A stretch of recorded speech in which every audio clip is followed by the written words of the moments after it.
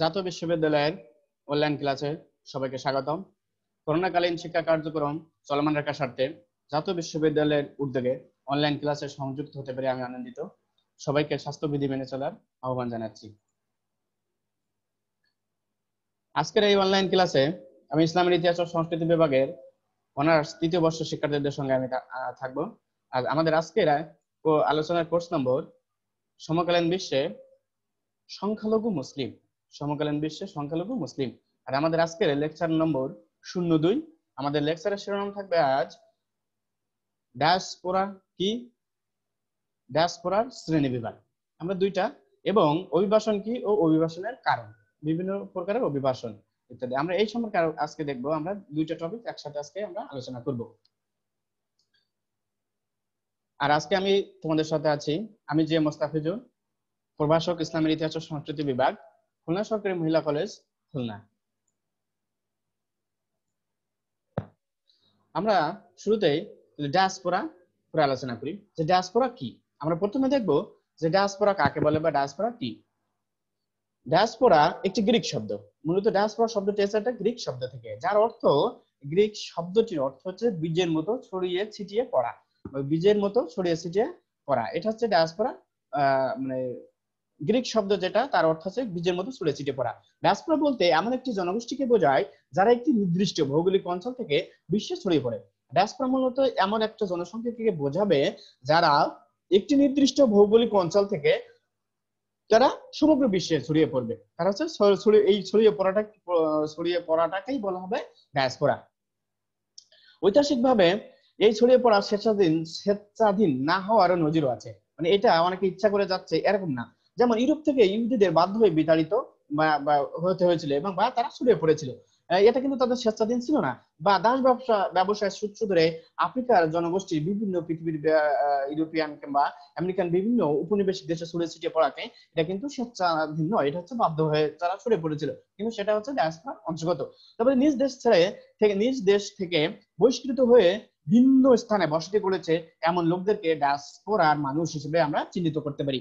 সুতরাং আমরা সহজ কথায় যেটা বলতে পারি যে এক স্থান থেকে অন্য স্থানে স্থানান্তরকে, সেই স্থানান্তরের প্রক্রিয়াটাকে এবং ডায়াসপোরা বলে, এবং যারা সেই স্থানান্তরের মূল মেকানিজম তাদেরকে বলবো আমরা ডায়াসপোরিক মানুষ।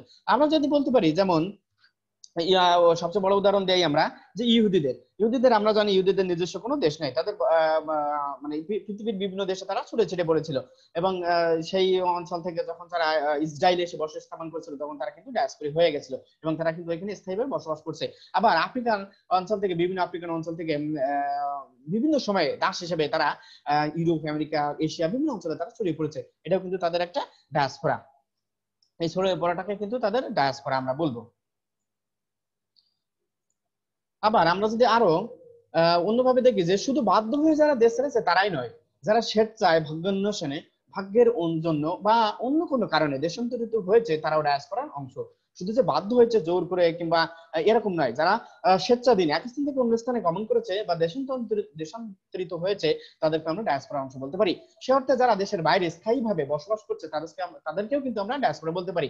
যেমন আমরা সহজ কথা বলবো যে আমরা যখন শিক্ষার জন্য ইউরোপ, আমেরিকা বিভিন্ন দেশে গমন করি তখন কিন্তু আমরা ওইখান থেকে ফিরে আসি না। এটা তখন কিন্তু আমরা ওই দেশের ডায়াসপোরিক মানুষ হিসেবে আমরা চিহ্নিত হব। সাধারণভাবে যে কোনো জাতি বা গোষ্ঠীর লোকেরা, এবং বিশেষ করে সাধারণভাবে যে কোনো জাতি বা গোষ্ঠীর লোকেরা, আমরা যদি অন্যভাবে বলি যে বিশেষ করে ইহুদিদের যারা নিজ দেশ থেকে বিতাড়িত করা হয়েছে, ইহুদিদের নিজ দেশ থেকে বিতাড়িত করা হয়েছে, এই শ্রেণীর লোকেরা যখন অন্য কোনো দেশে বসবাসের জন্য গমন করে তখন তাকে ডায়াসপোরা বলে। সহজ কথা আমরা বলতে পারি যে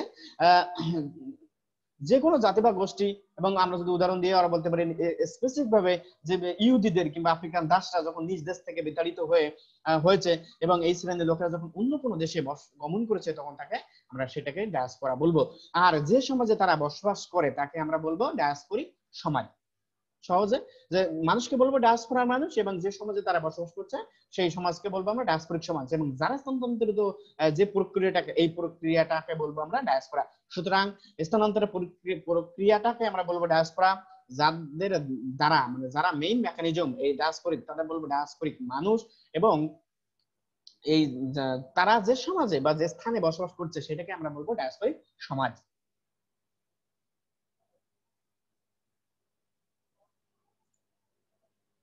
আমরা ডায়াসপোরিক কিছু সংজ্ঞা দেখে নিই, যে ডায়াসপোরার বিভিন্ন সময় বিভিন্ন জন সংজ্ঞা দিয়েছে। যেমন ডায়াসপোরা একটি গ্রিক শব্দ। ডায়াসপোরা মূলত একটি গ্রিক শব্দ, আমি আগে বলেছি, যার মতো হচ্ছে বীজের মতো ছড়িয়ে ছিটিয়ে থাকা বা পড়া। সেমনি ভাবে আমরা ডায়াসপোরা একটি গ্রিক শব্দ, যার অর্থ বিস্তৃত ভাবে ছড়িয়ে ছিটিয়ে থাকা। তবে আমরা যদি অন্যভাবে দেখি, যেমন অক্সফোর্ড ডিকশনারিতে এর অর্থ অন্যভাবে দাঁড়িয়েছে, যেমন the movement of the Jews people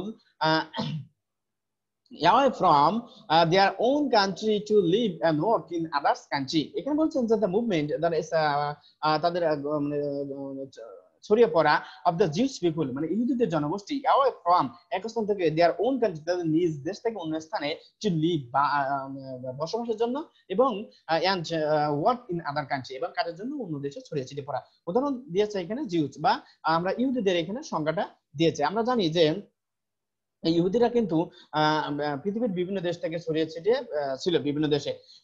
এদের নিজস্ব প্রবাসের জন্য তারা এক স্থান থেকে অন্য স্থানে গমন করেছিল, তাদেরকে কিন্তু আমরা সেই সময় ডায়াসপোরা বলবো। যেমন ডায়াসপোরার টার্ম ইহুদিদের ক্ষেত্রে প্রথম শুরু হয়েছিল 556 বিসি বিফোর ক্রাইস্ট, খ্রিস্টপূর্ব থেকে। 556 খ্রিস্টপূর্ব থেকে কিন্তু এই ডায়াসপোরিক ধারণা আমরা পেয়ে যাই, কিন্তু এর সংজ্ঞা এসেছে কিন্তু 19 শতকের দিকে। আমরা সেটা আরো পরে দেখি। যেমন এই 556 খ্রিস্টাব্দ মানে খ্রিস্টপূর্ব থেকে জুডার বা বর্তমান প্যালেস্টাইনে ইহুদিদের ব্যাবিলনে বহিষ্কার বা নির্বাসিতের মাধ্যমে কিন্তু এই ডায়াসপোরা সমাজের সূত্রপাত হয়েছিল। আমরা যদি বলি, বর্তমানে যেসব ইহুদি প্যালেস্টাইনের বাইরে বসবাস করে তাদের কিন্তু ডায়াসপোরিক জিউস বলে। প্যালেস্টাইনের বাইরে যারা বাস করে তাদেরকে ডায়াসপোরিক জিউস আমরা বলতে পারি। যেমন ব্যাবিলনে নির্বাসিত পূর্বে 722 খ্রিস্টপূর্বাব্দে যেমন অ্যাসিরীয়রা ইসরায়েলের উপর সাম্রাজ্য দখল করেছিল। তখন অনেক ইহুদিদেরকে জোর করে অ্যাসিরীয়তে নিয়ে যাওয়া হয়েছিল। মানে অ্যাসিরীয় এর বিভিন্ন সময়ে বিভিন্ন কারণে ইহুদিরা বিতাড়িত হয়েছে, যারা ডায়াসপোরিক নামে আমরা বলতে পারি। অনেকে এই ইহুদিদের ধারণা তারা এক স্থানে বারবার বিতাড়িত হয়েছে কারণ মুসার আইন ও কথা তারা অমান্য করেছিল। এটা হচ্ছে তাদের ওল্ড টেস্টামেন্টের তাদের ধর্মীয় বিশ্বাস। কিন্তু ইহুদিদের যে এক স্থান থেকে অন্য স্থানে তাদের স্থানান্তর, এটাকে আমরা বলবো ডায়াসপোরা। অন্যভাবে আমরা যদি বলি, এখানে আমরা যদি বলি যে the movement of people from any nation or group away from their country. এখানে বলছেন যে the movement of people from any nation or group away from their country. কোন দেশের কোন দেশ থেকে কোন জাতি বা কোন জাতি গোষ্ঠীর গ্রুপের এক দেশ থেকে অন্য দেশে স্থানান্তরকে আমরা বলবো এই ডায়াসপোরা। এই 20 বা 21 শতকে ডায়াসপোরিক বৈশিষ্ট্য যতটা না উন্মুখ, তার চেয়ে বেশি অভিবাসীয়।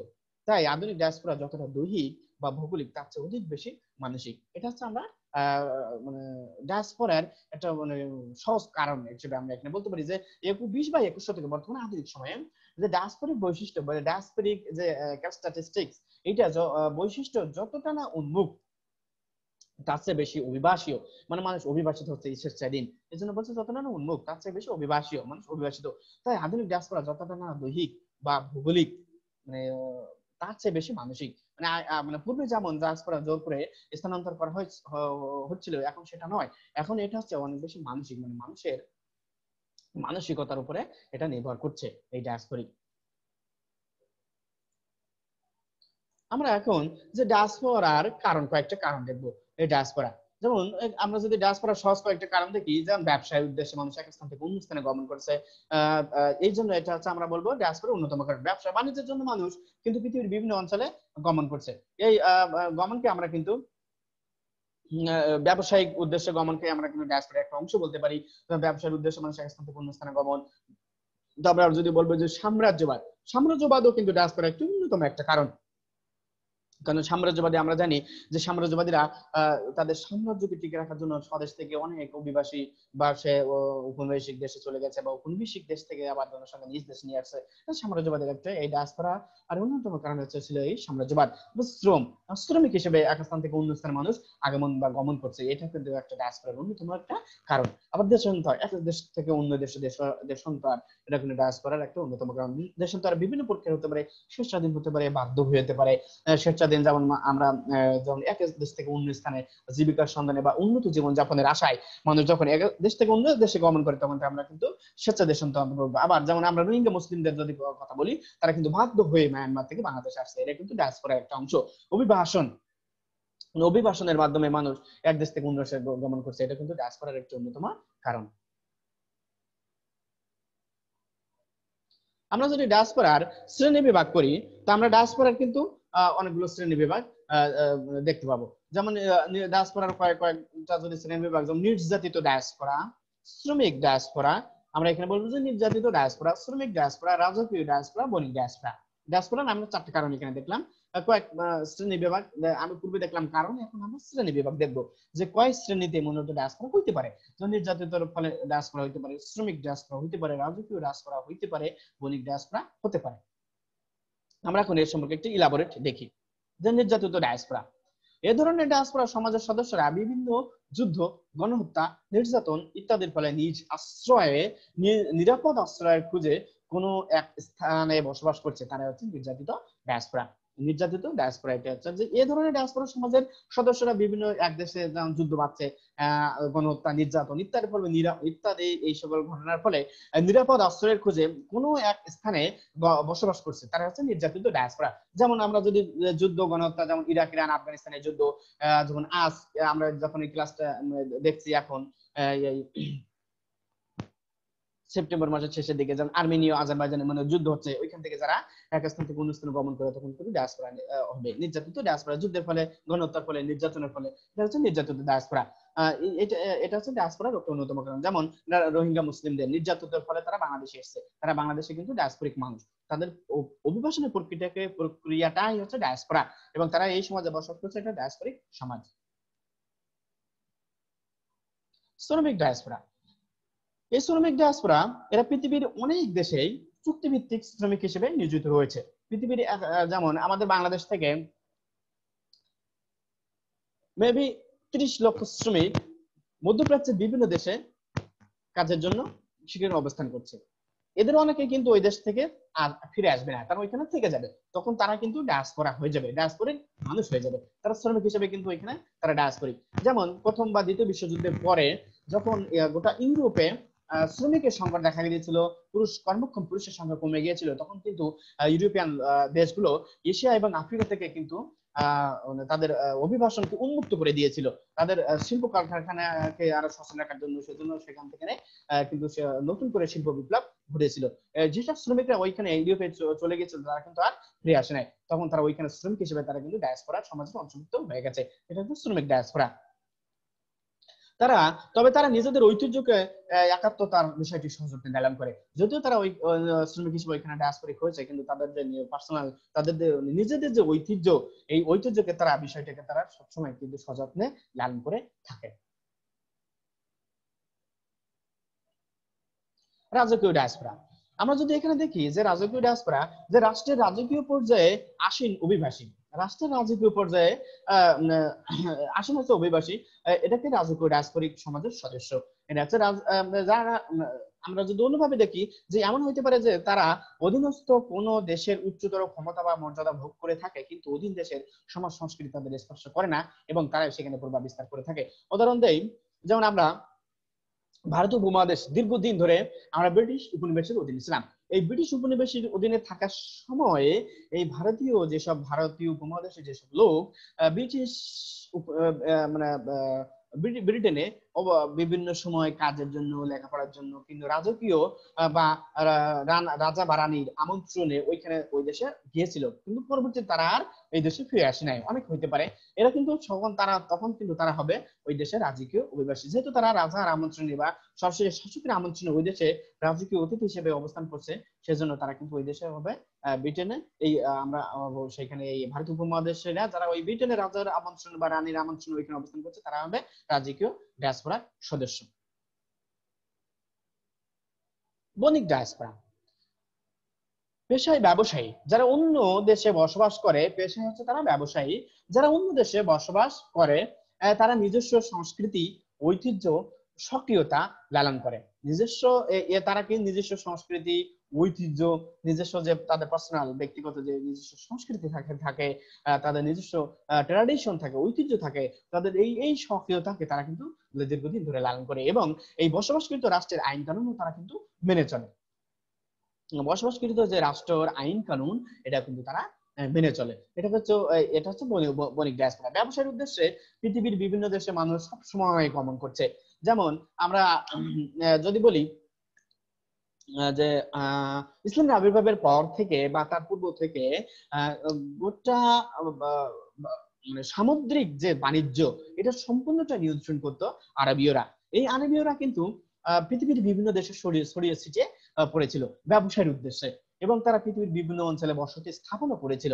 কারণ দীর্ঘদিন তারা দেশের বাইরে থাকতো, এবং যখন তারা কোনো কাজের প্রয়োজনে বা কাজের শেষে যে কোনো স্থানে যখন তারা বিশ্রাম নিত, ওই স্থানে দেখা যাচ্ছে দীর্ঘদিন অবস্থান করার পরে ওই স্থানের তারা স্থানীয় যে অধিবাসী তাদের সাথে তারা মিলে গিয়েছিল, এবং সেখানে বৈবাহিক সূত্রে তারা আবদ্ধ হয়েছিল, এবং এই বৈবাহিক সূত্রে এই বণিক সম্প্রদায় ওইখানে কিন্তু দীর্ঘদিন বা ওইখানে স্থায়ীভাবে বসতি স্থাপন করেছিল। এটা কিন্তু বণিক ডায়াসপোরা। তখন তারা হবে ওইখানে বণিক ডায়াসপোরা।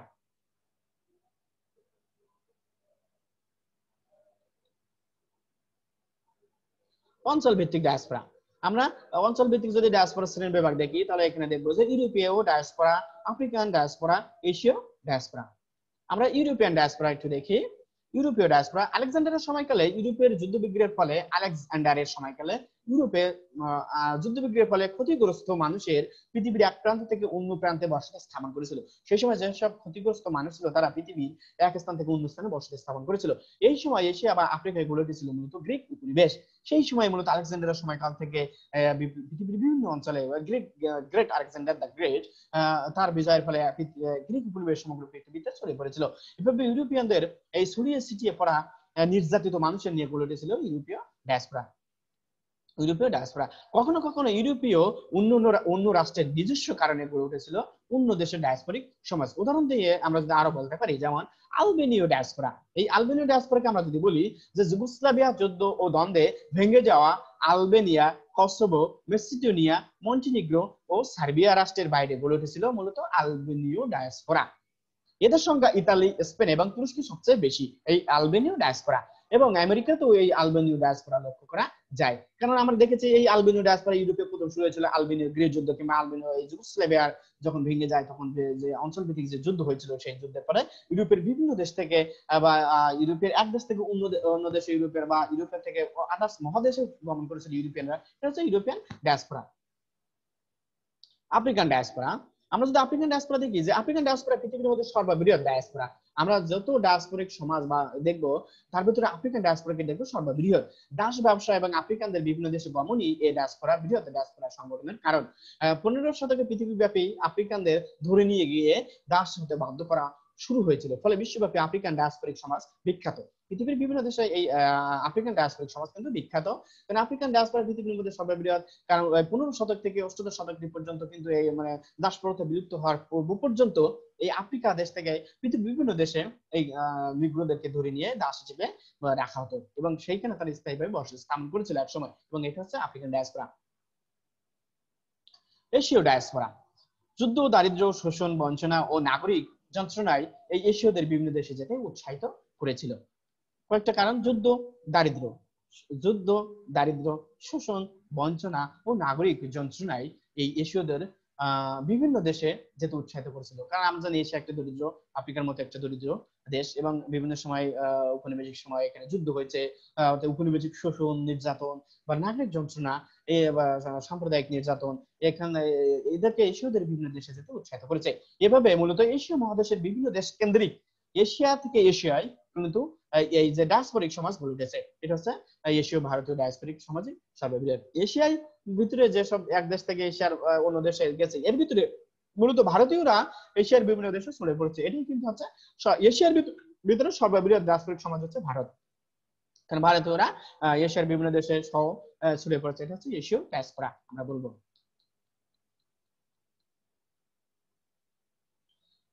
আমরা এতক্ষণ ডায়াসপোরিক সমাজ সম্পর্কে দেখলাম। এখন আমরা আজকের আমাদের আলোচনার পাঠের দ্বিতীয় অংশে চলে যাব। আমরা দ্বিতীয় অংশে আমরা দেখব মাইগ্রেশন, যার বাংলা হচ্ছে অভিবাসন। আমরা এখন অভিবাসন বা মাইগ্রেশন সম্পর্কে একটু আলোচনা করব। অভিবাসন বা মাইগ্রেশন। অভিবাসনের ইংরেজি প্রতিশব্দ, বাংলা হচ্ছে অভিবাসন, তার ইংরেজি প্রতিশব্দ হচ্ছে মাইগ্রেশন। শব্দটি এই মাইগ্রেশন বা শব্দটি ল্যাটিন শব্দ মাইগ্রারি শব্দ থেকে উদ্ভূত হয়েছে। এর আবিধানিক অর্থ হচ্ছে বাস্তু ত্যাগ। বাস্তু মাইগ্রেশনের অর্থ হচ্ছে বাস্তু ত্যাগ। বাস্তু ত্যাগ বলতে এক স্থান থেকে অন্য স্থানে বাসস্থানের পরিবর্তনকে আমরা হচ্ছে এইটাকে আমরা বোঝাবো, এই বাস্তু ত্যাগ। যে এক স্থান থেকে অন্য স্থানে বাসস্থানের পরিবর্তনকে মূলত বাস্তু ত্যাগকে আমরা বাস্তু ত্যাগ বলবো বা মাইগ্রারি বলবো। অর্থাৎ সার্বিকভাবে বলা যায় যে প্রাকৃতিক বা মানব সৃষ্ট অথবা জীবনের প্রয়োজনে, প্রাকৃতিক হইতে পারে অথবা মানব সৃষ্ট হইতে পারে, অথবা নিজের জীবনের প্রয়োজনে স্বেচ্ছায় কিংবা তুলনামূলকভাবে অধিক সুযোগ সুবিধা লাভের আশায় মানুষ এক স্থান থেকে অন্য স্থানে যে গমন করতে শুরু করেছে বা বসবাস করতে শুরু করেছে, এই শুরু করার ফলে যে স্থানান্তর প্রক্রিয়া সম্পূর্ণ হয় তাই হচ্ছে অভিবাসন বা মাইগ্রেশন।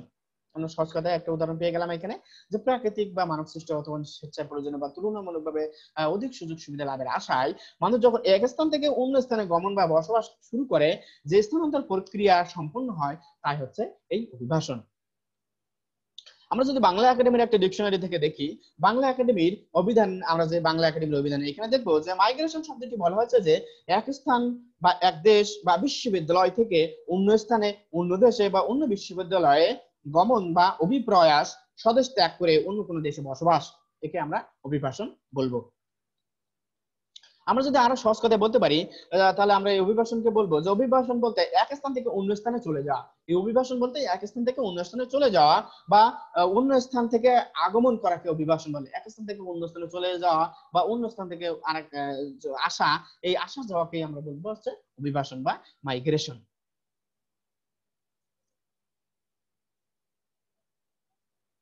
অভিবাসনের কিছু প্রামাণ্য সংজ্ঞা আমরা এখানে দেখব। বিভিন্ন সময় বিভিন্ন সমাজবিজ্ঞানী বা এই অভিবাসন বিশেষজ্ঞ যারা আছে তারা বিভিন্ন সময় সংজ্ঞা প্রদান করেছেন। এর আমরা কয়েকটি সংজ্ঞা দেখব, যেমন অভিবাসনের প্রামাণ্য সংজ্ঞা। জনবিজ্ঞানী ইবিরেট লি তিনি বলেছেন যে জনসংখ্যার স্থায়ী ও অস্থায়ী পরিবর্তনকে আমরা অভিবাসন বলবো। একটা জনসংখ্যার স্থায়ী হতে পারে সে অভিবাসন, স্থায়ী অথবা অস্থায়ী সর্ব সময়ের জন্য হতে পারে। এই স্থায়ী বা অস্থায়ী এই যে পরিবর্তন, এই পরিবর্তনকে কিন্তু আমরা বলবো এই হচ্ছে অভিবাসন। অভিবাসনের এই প্রক্রিয়াকে বলবো কিন্তু আমরা অভিবাসন। স্থায়ী হতে পারে, অস্থায়ী হতে পারে। আবার সমাজবিজ্ঞানী পেরার আর কক্স তিনি বলেছেন যে একটি বিশেষ ভৌগোলিক এলাকা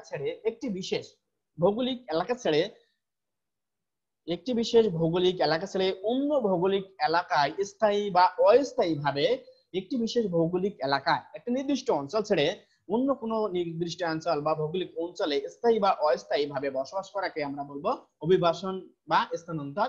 এটাকে আমরা বলবো স্থানান্তর বা অভিবাসন। আমরা যদি আরো ডিপলি একটু দেখি তাহলে আমরা দেখব অক্সফোর্ড ডিকশনারিতে কিন্তু এই মাইগ্রেশনের সঙ্গে অন্যভাবে দিয়েছে, যেমন move from one place and settle in another, specially abroad. Move from one place এক স্থান থেকে অন্য স্থানে গমন, এন্ড সেটেল স্থায়ী হওয়া, ইন অ্যানাদার অন্য কোনো অঞ্চলে, স্পেশালি অ্যাব্রড বিশেষ করে সেটা বলছে সেই স্থায়ী হওয়া কোথায়, যে অ্যাব্রড মানে দেশের বাইরে। এটা হচ্ছে অক্সফোর্ড ডিকশনারির একটা সংজ্ঞা। এখানে অক্সফোর্ড ডিকশনারি এভাবে সংজ্ঞায়িত করেছে।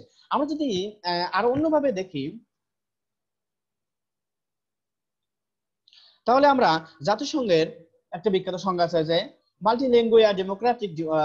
Demographic dictionary. এখানে জাতিসংঘের একটা সংজ্ঞা প্রদান করেছে। এখানে আমরা দেখবো যে migration is form of geographically mobility or spatial mobility between one geographical unit and another, generally involving a change in residence from the place of destination or place of arrival. আমরা যদি তার বাংলা অর্থ এইভাবে দেখি যে স্থানান্তর বা অভিবাসন হলো, বাংলা যদি আমরা বলবো এই জাতিসংঘের মাল্টিলিঙ্গুয়াল ডেমোগ্রাফিক্যাল ডিকশনারি বাংলা, যে স্থানান্তর বা অভিবাসন হলো এক বা একাধিক ভৌগোলিক এলাকার মধ্যে মানুষের গতিশীলতাকে বোঝায়। এই গতিশীলতা সাধারণত এক স্থান হতে অন্য স্থানে বাসস্থানের পরিবর্তনকে নির্দেশ করে। এটা হচ্ছে আমরা বলবো যে স্থানান্তর বা অভিবাসন হলো এক বা একাধিক ভৌগোলিক এলাকার মধ্যে মানুষের গতিশীলতাকে এই বোঝায়। এবং এই গতিশীলতা সাধারণত এক স্থান থেকে অন্য স্থানে বাসস্থানের পরিবর্তনকে নির্দেশ করে। এই হচ্ছে আমরা জাতিসংঘের এই অভিবাসনের সংজ্ঞা আমরা দেখলাম। আমরা এখানে অভিবাসনের কয়েকটা প্রকারভেদ দেখবো। যে অভিবাসনের প্রধানত দুই প্রকার, এক হচ্ছে আন্তর্জাতিক অভিবাসন, আরেকটি হচ্ছে অভ্যন্তরীণ অভিবাসন। অভিবাসনকে আমরা দুই শ্রেণীতে ভাগ করবো, আন্তর্জাতিক অভিবাসন আর একটা হচ্ছে অভ্যন্তরীণ অভিবাসন।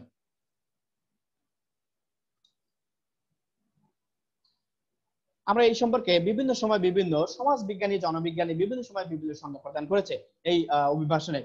যেমন সমাজবিজ্ঞানী বিউজিক গার্নিয়ার তিনি এই অভিবাসনের সংজ্ঞা প্রদান করেছেন এমন ভাবে যে পৃথিবীর এক মহাদেশ থেকে অন্য মহাদেশে অথবা এক দেশের সীমা অতিক্রম করে অন্য দেশে মানুষের গমনকে আমরা আন্তর্জাতিক অভিবাসন বলবে। পক্ষান্তরে একটি দেশের আন্তর্জাতিক সীমা অতিক্রম না করে দেশের অভ্যন্তরে এক স্থান থেকে অন্য স্থানে গমনাগমনকে অভ্যন্তরীণ অভিবাসন বলবো। আমরা যদি আরো সহজ করে গার্নিয়ারের উদাহরণকে আমরা যদি আরো সহজ করে দেই, যে পৃথিবীর এক দেশ বা অন্য মহাদেশে এক দেশ থেকে অন্য দেশের সীমা অতিক্রম করাকে নিজ দেশ বা এক দেশ থেকে অন্য দেশে এক মহাদেশ থেকে অন্য মহাদেশের গমনকে আমরা বলবো আন্তর্জাতিক অভিবাসন। এবং নিজ দেশের বড় কোনো দেশের এক শহর থেকে অন্য শহরে, এক প্রদেশ থেকে অন্য প্রদেশে গমন করাকে বলবো আমরা অভ্যন্তরীণ অভিবাসন। যেমন আমরা যে ভারতের পশ্চিমবঙ্গ থেকে যদি আমরা ভারতের মুম্বাই কিংবা অন্য কোনো প্রদেশ চলে যাই, তখন কিন্তু আমরা হচ্ছে অভ্যন্তরীণ অভিবাসন বলবো। জন ক্লার্ক বলছেন যে জন ক্লার্ক এই আন্তর্জাতিক এবং অভ্যন্তরীণ অভিবাসনের সংজ্ঞা এভাবে দিয়েছেন যে বাসস্থানের পরিবর্তনের জন্য মানুষের কোন রাষ্ট্রে বা দেশে আগমন বা দেশান্তর গমনকে আন্তর্জাতিক অভিবাসন বলে। বাসস্থানের পরিবর্তনের জন্য মানুষের কোন রাষ্ট্রে বা দেশে আগমন বা দেশান্তর এই গমনকে আন্তর্জাতিক অভিবাসন বলে। আবার আন্তঃগমনের ফলে একটি দেশের এক স্থান থেকে অন্য স্থানে যে অভিবাসনের সৃষ্টি হয় তাকে অভ্যন্তরীণ অভিবাসন বলে। তাকে আমরা বলবো অভ্যন্তরীণ অভিবাসন। এটা হচ্ছে অভিবাসনের প্রকারভেদ। আমরা যদি আরো কিছু অভিবাসনের প্রকারভেদ দেখি, তাহলে আমরা সহজে বলতে পারি যে অভিগমনের প্রবাহের ভিত্তিতে অভ্যন্তরীণ স্থানান্তরকে নিম্নত আবার 4 ভাগে ভাগ করা যায়। অভ্যন্তরীণ স্থানান্তর যেমন গ্রাম থেকে শহরে অভিগমন, গ্রাম থেকে গ্রামে অভিগমন, শহর থেকে গ্রামে অভিগমন, শহর থেকে শহরে অভিগমন, এটা হচ্ছে অভ্যন্তরীণ। এবং আন্তর্জাতিক অভিগমনে যান ভিতরে অভিগমন বা বাইরে অভিগমন, এটা হচ্ছে আবার আন্তর্জাতিক অভিগমন 2 ভাগে ভাগ করা যায়। অভিবাসন বা এক দেশ থেকে অন্য স্থানে বাস্তু ত্যাগ বা বিদেশে স্থায়ীভাবে বসবাসের জন্য স্বদেশ ত্যাগ, এটা হচ্ছে অভিগমন। আমরা হচ্ছে এর অভিবাসনের কারণ দেখবো।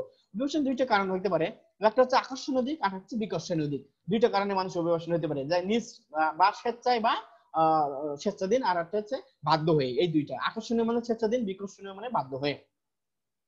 যেমন অভিবাসনের আকর্ষণীয় দিক, আমরা এখানে সমাজবিজ্ঞানী ডিজে বগু এবং লি প্রমুখ অভিবাসনের আকর্ষণীয় দিক বলতে এখানে কয়েকটা উদাহরণ দিয়েছেন। যেমন উন্নত নিয়োগের সুযোগ, অধিক আয় উপার্জনের সুযোগ সুবিধা ও সম্ভাবনা, বাঞ্ছিত শিক্ষা ও প্রশিক্ষণের সুযোগ, অনুকূল বাঞ্ছিত পরিবেশ, নির্ভরশীলতা, অনুকূল সাংস্কৃতিক পরিমণ্ডল, রাজনৈতিক ও সামাজিক অবস্থা, নতুন স্থান, নতুন মানুষ বা নতুন কাজের প্রতি কৌতূহল বা সম্পদের প্রাচুর্যতা। এগুলো হচ্ছে অভিবাসনের আকর্ষণীয় দিক, যেগুলো মানুষ বাধ্য হয়ে নয়, স্বেচ্ছায় করে। এগুলো আমরা একটু বিস্তারিত দেখি। উন্নত নিয়োগের সুযোগ। উন্নত নিয়োগের সুযোগ অভিবাসনের একটি অন্যতম কারণ। উন্নত নিয়োগের সুযোগ বা উন্নত জীবনযাপনের সুযোগ, এটা হচ্ছে অভিবাসনের একটি অন্যতম কারণ। উন্নত চাকরিতে নিয়োগের সুযোগে মানুষকে এক স্থান থেকে অন্য স্থানে অভিবাসনকে প্ররোচিত করে। আমরা এটা হচ্ছে স্বেচ্ছাধীন বলবো, যে উন্নত জীবনযাপন বা উন্নত নিয়োগের সুযোগ, এটা অভিবাসনের একটি অন্যতম কারণ। এটা হচ্ছে স্বেচ্ছাধীন। আবার আর্থিক আয় উপার্জন, সুযোগ সুবিধা ও সম্ভাবনা। মানুষ সাধারণত অধিক আয়ের প্রতি আগ্রহী, মানুষ বেশি উপার্জনের প্রতি একটু সবসময় আগ্রহী হয়ে থাকে। যেখানে অধিক উপার্জনের সুযোগ রয়েছে সেখানে তারা যেতে চায়, যা অভিবাসনের একটি অন্যতম কারণ। যেখানে অধিক উপার্জনের সুযোগ রয়েছে, অধিক উপার্জনের সেখানে তারা যেতে চায়, যা অভিবাসনের একটি অন্যতম কারণ। অধিক উপার্জন আয় উপার্জনে আমরা বলবো অভিবাসনের একটি অন্যতম কারণ। বাঞ্ছিত শিক্ষা এবং প্রশিক্ষণের সুযোগ। বাঞ্ছিত শিক্ষা এবং প্রশিক্ষণের সুযোগ বা কর্মস্থানে ভালো পরিবেশ, ক্যারিয়ার গঠনে, কর্মক্ষেত্রে ভালো ক্যারিয়ার গঠনে, ভালো শিক্ষা ও যথাযথ প্রশিক্ষণের কোনো বিকল্প নেই। মানুষ বেশ সুন্দরভাবে জীবনযাপন করার জন্য শিক্ষা বা প্রশিক্ষণের কোনো বিকল্প নেই, এটা সর্বজন বিদিত।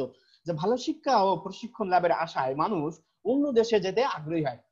এখানে বলছেন যে ভালো শিক্ষা ও প্রশিক্ষণ লাভের আশায় মানুষ অন্য দেশে যেতে আগ্রহী হয়, যা অভিবাসনের একটি অন্যতম গুরুত্বপূর্ণ কারণ। অনুকূল বাঞ্ছিত পরিবেশ।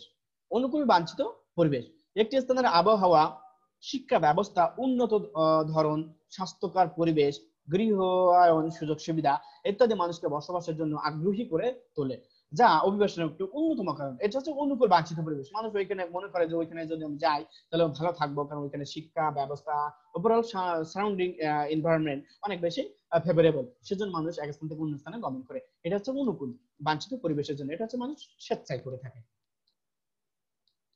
নির্ভরশীলতা।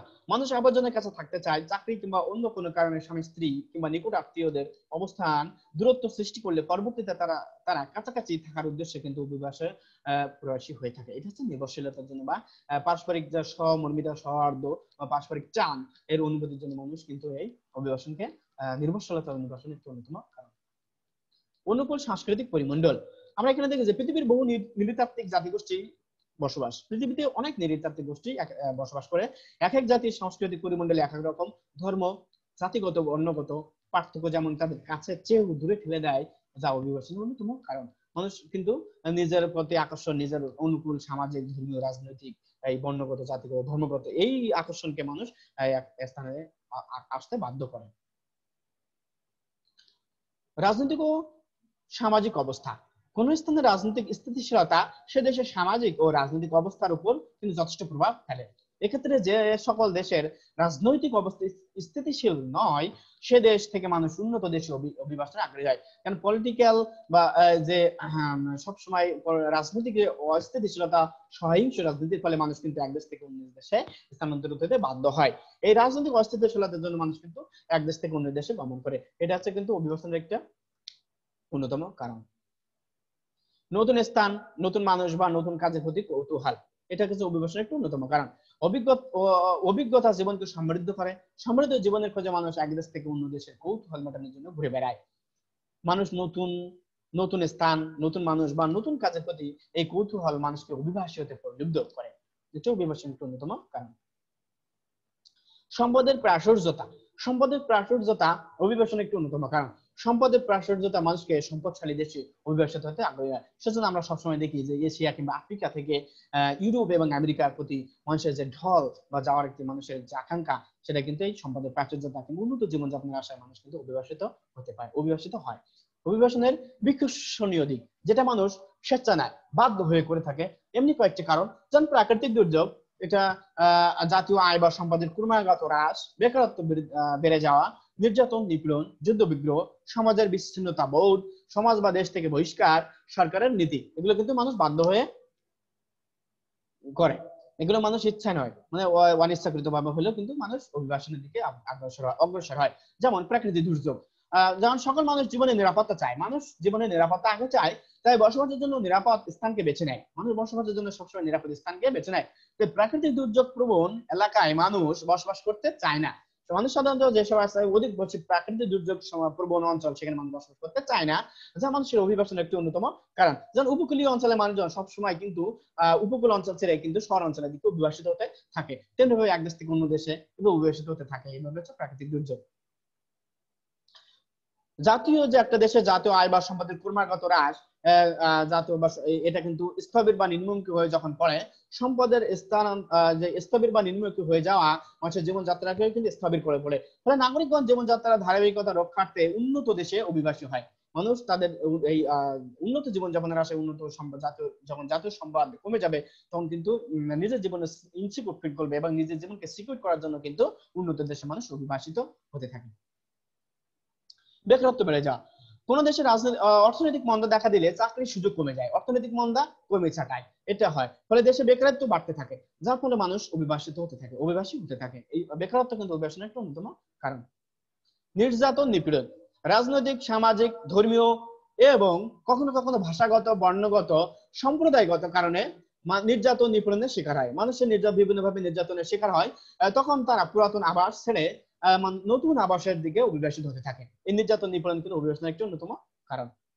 যুদ্ধ বিগ্রহ, কোন দেশে যুদ্ধ বিগ্রহ চলতে থাকলে জনগণ নিজেদের নিরাপদ ভাবতে পারে না, তারা তখন অভিবাসিত থাকে। যেমন আমরা ইরাকে বা আফগানিস্তানে বা মধ্যপ্রাচ্যে বিভিন্ন দেশে দীর্ঘদিন ধরে আমরা যুদ্ধ বিগ্রহ একটা প্রভাব দেখতে পাচ্ছি। এবং এই যুদ্ধ বিগ্রহের ফলে কি হচ্ছে, মানুষ ওই অঞ্চল থেকে ছেড়ে সেই যুদ্ধ বিগ্রহ প্রবণ অঞ্চল থেকে মানুষ কিন্তু যেখানে শান্তির জন্য অন্য কোনো দেশে গমন করছে, এটা কিন্তু তখন আমরা কিন্তু একটা অভিবাসন লক্ষ্য করবো। এটা কিন্তু তাদের স্বেচ্ছাধীন নয়, বাধ্য হয়ে তারা করছে।